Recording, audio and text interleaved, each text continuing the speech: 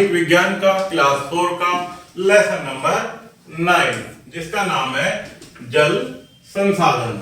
आइए प्यारे बच्चों, ये आपके दैनिक जीवन के हिसाब से भी बहुत ही महत्वपूर्ण लेसन है। तो आइएगा, इसको ध्यान से हम लोग साथ में मिलकर पढ़ेंगे। जल को जीवन कहा जाता है, अर्थात जल ही जीवन है। प्यारे बच्चों, आपने अपनी फर्स्ट क्लास से शुरुआत से ही पढ़ा होगा कि जल हमारे लिए क्या है? जीवन है। जल हमारे जीवन में अत्यधिक महत्वपूर्ण ऐसा प्राकृतिक पेय पदार्थ है जिसके बिना जीवन संभव नहीं है। पृथ्वी के 3/4 भाग पर जल है। जल के बिना हमारा जीवन संभव नहीं है। सभी प्राणियों को भी जल की आवश्यकता होती है। पेड़ पौधों को भी जल के बिना जीवन नहीं रह सकते। जल जीवन का आधार है। जल हमें कई स्रोतों से प्राप्त होता है। सागर, महासागर, वर्षा, नदी, झील और झरने के मुख्य स्रोत हैं। परंतु सभी महासागरों का जल पीने योग्य नहीं होता है। हम जल का उपयोग कई तरह से करते हैं। तो आगे देखेंगे प्यारे बच्चों, जल का हमारे दैनिक जीवन में उपयोग। हम पीने, नहाने, खाने बनाने, कपड़े धोने, सफाई करने आदि कार्यों में जल का उपयोग करते हैं। गांव में यह कुओं, नदियों, तालाबों, झरनों, नलकूपों और जल पंपों आदि से मिलता है। शहरों में यह जल नलों द्वारा हमारे घरों तक पहुंचता है। इस जल को पहले नदियों अथवा तालाबों से निकालकर साफ किया जाता है और फिर नलों द्वारा हमारे घरों तक पहुंचाया जाता है। जल का साफ होना आवश्यक है। गंदे जल का प्रयोग करने से तरह तरह की बीमारियां हो सकती हैं। तालाबों का पानी ठहरा हुआ होता है। अगर लोग इसमें कपड़े धोते हैं, नहाते हैं या पशुओं को नहलाते हैं तो यह गंदा हो जाता है।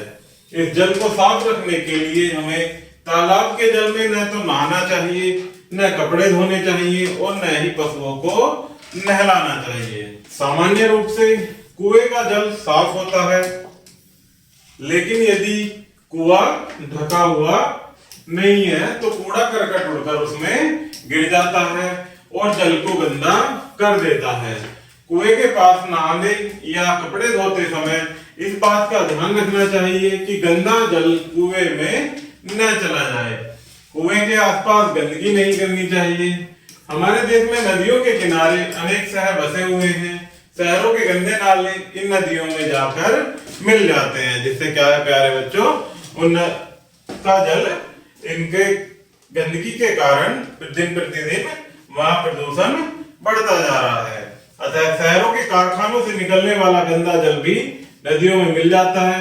इस प्रकार नदियों के जल में गंदगी दिन प्रतिदिन बढ़ती जा रही है। जल गंदा होने के कारण इसे क्या कहते हैं? जल प्रदूषण कहते हैं। हमें नदियों के जल को प्रदूषण से बचाने के लिए अनेक उपाय करने चाहिए। हमारे जल संसाधन सीमित हैं। जनसंख्या बढ़ने से हमें कई बार जल की कमी का सामना करना पड़ता है।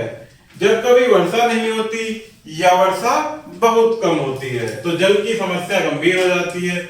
इसलिए हमें जल का प्रयोग करते समय सावधानी रखनी चाहिए। इसीलिए हमें जल का दुरुपयोग नहीं करना चाहिए।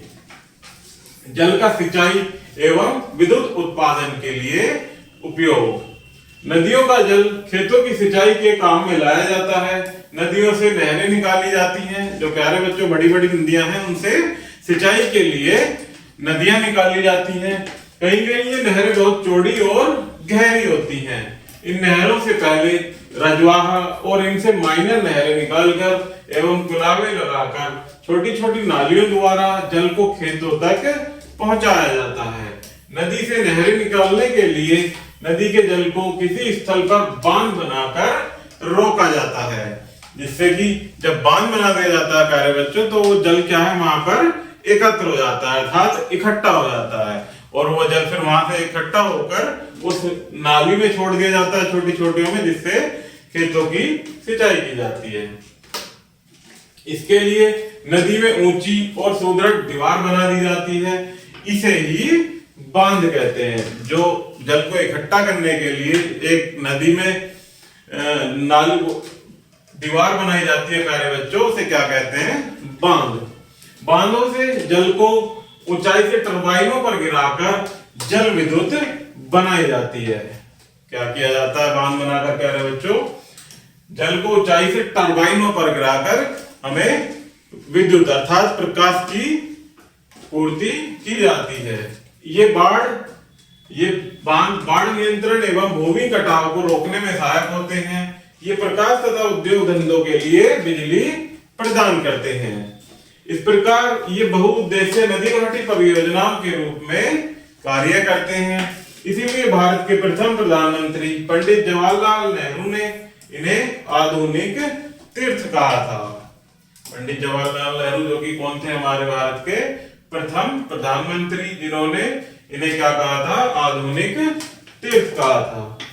आगे देखते हैं प्यारे बच्चों, भारत की कुछ प्रमुख बहुउद्देशीय नदी घाटी परियोजनाएं निम्नलिखित हैं, जिसमें ये परियोजनाओं के नाम है, ये नदी का नाम और ये राज्य जहां ये स्थित है। जिसमें पहला है भाखड़ा नांगल परियोजना, जो कि सतलुज नदी पर है। कहां पर? किस राज्य में? पंजाब में। इसी प्रकार से नेक्स्ट है दामोदर घाटी परियोजना, जो कि दामोदर नदी पर है, पश्चिम बंगाल में। नेक्स्ट है कोसी परियोजना, जो कि कोसी नदी पर है और बिहार राज्य में है। नेक्स्ट है रिहंद बांध परियोजना, जो कि रिहंद नदी पर उत्तर प्रदेश में है। नेक्स्ट है चंबल घाटी परियोजना, जो कि चंबल घाटी पर राजस्थान राज्य में है। नेक्स्ट है हीराकुंड परियोजना, जो कि महानदी पर उड़ीसा में है। नेक्स्ट है तुंगभद्रा परियोजना, तुंगभद्रा नदी पर कर्नाटक में।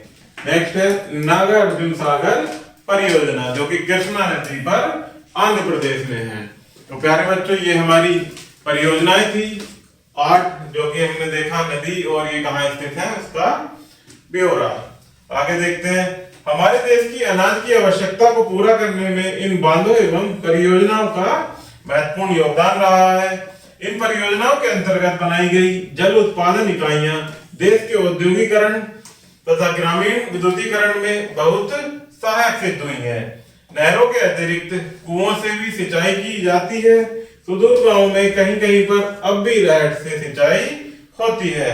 वैसे सिंचाई का मुख्य साधन नलकूप बनते जा रहे हैं। कहीं कहीं पर तालाबों से भी सिंचाई की जाती है। अर्थात प्राचीन समय में प्यारे बच्चों कुएं पर नहर बनाकर उनसे सिंचाई की जाती है, परंतु वर्तमान समय में क्या है कि नलकूपों से अत्यधिक खेतों की सिंचाई की जाती है।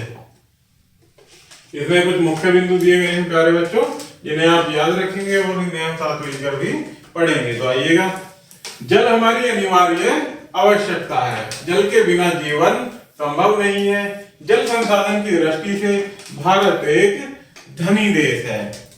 नेक्स्ट है वर्षा, नदी, झील, सागर, महासागर और झरने के जल के मुख्य स्रोत हैं। नेक्स्ट है भूमिगत जल को कुओं, नलकूपों तथा हैंडपंपों द्वारा निकाला जाता है। नदियों पर बांध बनाकर नहरें निकाली गई हैं। इनसे खेतों की सिंचाई की जाती है। इसके फलस्वरूप देश में अनाज का उत्पादन बहुत बढ़ गया है। नेक्स्ट है बांधों के जल को ऊंचाई से गिराकर जल विद्युत उत्पन्न की जाती है। आजकल बहुत विद्युत शक्ति का व्यापक स्तर पर प्रयोग किया जाता है। तो प्यारे बच्चों, इस प्रकार से हमारा ये लेसन यही समाप्त होता है। आशा करता हूं कि आपको यह वीडियो जरूर पसंद आई होगी। धन्यवाद।